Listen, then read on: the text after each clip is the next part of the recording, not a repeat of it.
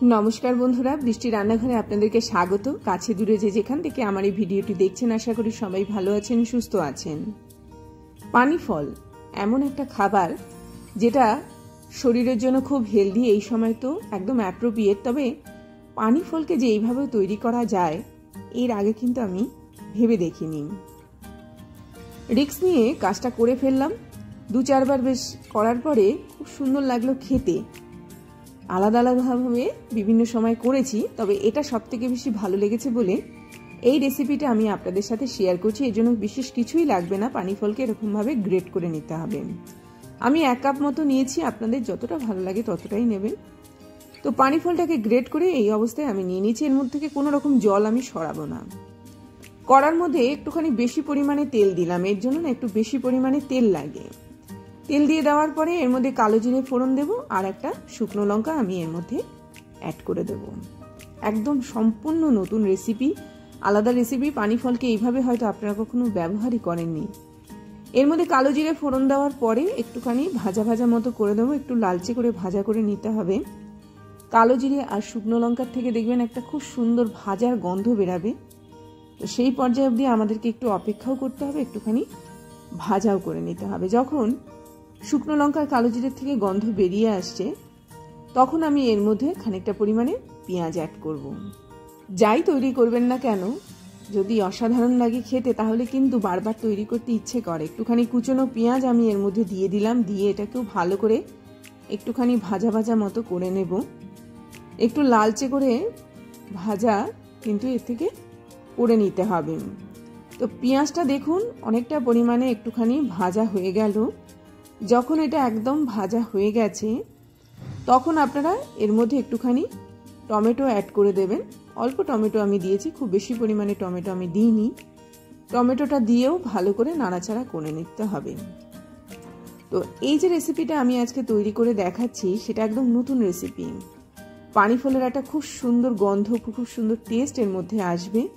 এর মধ্যে কিন্তু খুব বেশি ফোড়ন আমি দিচ্ছি না, যাতে করে পানি ফলের নিজস্ব স্বাদ এবং গন্ধটা চলে যায়। টমেটো আর পেঁয়াজটা আমার একদম ভাজা হয়ে গেল। টমেটোটা থেকে যখন নিজস্ব জলটা সরে যাবে, পেঁয়াজের সঙ্গে খুব সুন্দরভাবে ভাজা হয়ে যাবে, মানে এই পর্যায়ে কাজটা আমার একদম কমপ্লিট হয়ে গেল। এবারে যেটা করব সেটা হচ্ছে এর মধ্যে একটুখানি কাঁচা লঙ্কা আমি অ্যাড করব। প্রত্যেকটা জিনিস আলাদা আলাদা করে একটু একটু করে সময় ধরে ভাজবেন। এই রান্নার স্বাদটা যে কোনো রান্নাকে কিন্তু মানে একদম পেছনে সরিয়ে দেবে। যে কোনো ধরনের আমরা বাটা খাই, বিভিন্ন সময় আমরা কচু বাটা খাই, মানকচু বাটা খাই, যে কোনো সময় আমরা খারকুল বাটা খাই।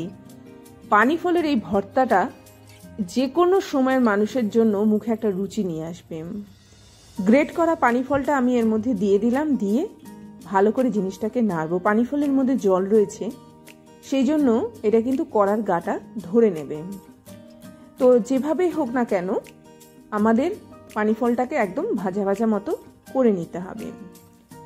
তো এইরকম ভাবে পানি ফলটাকে একটু সময় ধরে আমি ঢেকে রাখলাম এবং এটাকে একটুখানি সেদ্ধ হওয়ার জন্য আমি সময় দিয়েছি। এই রেসিপিটা তারাই খাবেন যারা ভর্তা টাইপের জিনিসটা খেতে খুব ভালোবাসেন। তারা নতুন একটা ভর্তা পেয়ে যাচ্ছেন। যারা একটুখানি মাছকে অন্যভাবে কাজে লাগাতে চান, আমি কিন্তু আজকে এই পানি ফলের ভর্তাটার মধ্যে একটুখানি মাছও ব্যবহার করব। এই যে ভর্তাটা আমরা তৈরি করছি সেটা যখন আমাদের মুখে পড়বে এত সুন্দর স্বাদ নিয়ে আসবে। মশলাও খুব সামান্য, একটুখানি হলুদ দিলাম, একটুখানি জিরে দিলাম, একটুখানি আদা বাটা দিলাম। কাঁচা লঙ্কার রেসিপি, শুকনো লঙ্কা আমি ফোড়ন দিয়েছি, আলাদা করে কিন্তু গুঁড়ো লঙ্কা আমি এই ক্ষেত্রে ব্যবহার করিনি। তো জিনিসটা খুব সুন্দর স্বাদের তৈরি হবে। খুব ভালো কিন্তু জিনিসটা তৈরি করতে হবে। ভালো করে জিনিসটাকে নাড়াচাড়া করে নিয়ে এই যে মশলার কাঁচা ব্যাপারটা রয়েছে সেটা একদম দূরে সরিয়ে দিতে হবে। মশলাটা একটুখানি সেদ্ধ হওয়ার জন্য আমি ঢেকে রেখে দিয়েছিলাম। এবার এটাকে খুলে নিয়ে ভালো করে এটাকেও নাড়াচাড়া করে নিতে হবে। একটু ভাজা ভাজা মতো আমি করে নিচ্ছি। তো এই যে জিনিসটা তৈরি হবে এই জিনিসটা কিন্তু মানে একদম ঝাল ঝাল এবং তার সাথে সাথে মাছের একটা টেস্ট, তারও সাথে সাথে পানি ফলের একটা টেস্ট আমরা পাবো। সামান্য একটুখানি মিষ্টি দিচ্ছি, একদমই যৎসামান্য। দিয়ে এটাকেও ভালো করে নাড়াচাড়া করে নিয়ে এটাকেও ভালো করে ভাজা ভাজা মতো করে নিচ্ছি। দেখুন এটা একদম ছোট হয়ে আসছে, মানে এটা আস্তে আস্তে কিন্তু একদম তৈরি হয়ে যাচ্ছে। এটা আমার একটা পর্যায়ে রেডি হয়ে গেল।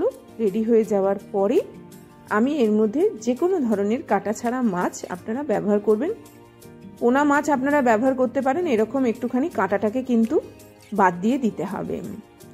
তো এই মাছটার টেস্টটা সবথেকে বেশি ভালো লাগে এই ক্ষেত্রে, মানে নর্মালি যে আমরা পুকুরের পোনা মাছ পাই, রুইয়ের যে ছোট সাইজটা হয়, সেইটার মাছের টেস্টটা এর সঙ্গে বেশি ভালো যায়। সেই জন্য আমি মাছটাকে একটুখানি নুন হলুদ দিয়ে ভাজা করে নিয়ে তারপরে হাত দিয়ে একটুখানি গুঁড়ো গুঁড়ো করে এর মধ্যে কিন্তু দিয়ে দিলাম। দিয়ে এটাকে ভালো করে নাড়াচাড়া করে নিচ্ছি।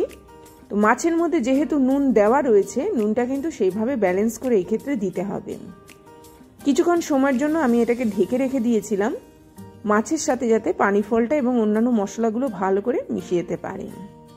কড়ার গাটা ধরে নেওয়ার মানেই হচ্ছে আমার এই রেসিপিটা কিন্তু একদম রেডি হয়ে এসছে। সবার শেষে পরিমাণ মতো একটুখানি নুন দেব। যেহেতু ভাজাতে একটু নুন ছিল, তো সেটা বুঝে এখানে নুনটা অ্যাড করতে হবে। ভালো করে ভেজে নিচ্ছি। ভেজে নিয়ে নেওয়ার পরে আপনারা আবারও কিছুক্ষণ সময়ের জন্য এটাকে ঢেকে রাখবেন, পানি ফলটা যাতে একদম নরম তুপতুপে হয়ে যায়। তো এইরকমভাবে কিন্তু একটা আনকমন রেসিপি আপনারা অনায়াসে বাড়িতে তৈরি করে সবাইকে অবাক করে দিতে পারেন। এটা আমার একদম ভাজা হয়ে গেল। সবার শেষে যেটা দেব, কোনো গরম মশলা না, কিচ্ছু না, একটুখানি লেবুর রস, গন্ধরাজ লেবুর রস আমি এই ক্ষেত্রে ব্যবহার করছি। গন্ধরাজ লেবুর পাতাকে শুকনো খোলায় ভেজেও আপনারা এর মধ্যে ব্যবহার করতে পারেন। এবং তারও সাথে সাথে আমি এখানে একটুখানি চিনেবাদামের গুঁড়ো এখানে ব্যবহার করছি। চিনেবাদামটাকে মুচমুচে অবস্থাতে একটুখানি ভেঙে এর মধ্যে দিলাম। খুব বেশি একদম মিহি গুঁড়ো নয়, একটু মুখে বাজবে সেই পর্যায়ে কিন্তু এটাকে আমি তৈরি করেছি। আমার রেসিপি একদম রেডি হয়ে গেল। এবার আমি পরিবেশন করব গরম গরম ভাতের সাথে। গরম গরম এই ভর্তাটা কিন্তু অনায়াসে আপনারা তৈরি করুন এবং খান, সবাইকে অবাক করে দেবে এই ভর্তাটা আপনারা কি দিয়ে তৈরি করেছেন। সবাই বোঝার আগে কিন্তু খাবার একদম শেষ হয়ে যাবে, ভাতের থালাও নিঃশেষ একদম হয়ে যাবে। তো অবশ্যই এটা আপনারা তৈরি করুন। ধনেপাতা দেবেন না, তার কারণ হচ্ছে ধনেপাতার নিজস্ব গন্ধ ভর্তার যে গন্ধটা সেটাকে মেরে দেবে। একদম অনবদ্য রেসিপি, অবশ্যই বাড়িতে তৈরি করে দেখুন, অবশ্যই তৈরি করে খান। এখন পানি ফলের সিজন চলছে, অনায়াসে আপনারা পানি ফল পেয়ে যাবেন, পেয়ে গেলেই এটা তৈরি করুন। এই বলে আজকের মতো বিদায় নিচ্ছি। আবার আসবো একটা খুব সুন্দর ভিডিও নিয়ে। ততক্ষণ সবাই ভালো থাকবেন, সুস্থ থাকবেন, দেখতে থাকবেন বৃষ্টির রান্নাঘরে। এই ধরনের রেসিপি পাওয়ার জন্য অবশ্যই চ্যানেলটিকে সাবস্ক্রাইব করবেন এবং প্রচুর প্রচুর প্রচুর মানুষের কাছে পৌঁছে দেওয়ার জন্য এগুলোকে শেয়ার করবেন। আসলাম তাহলে।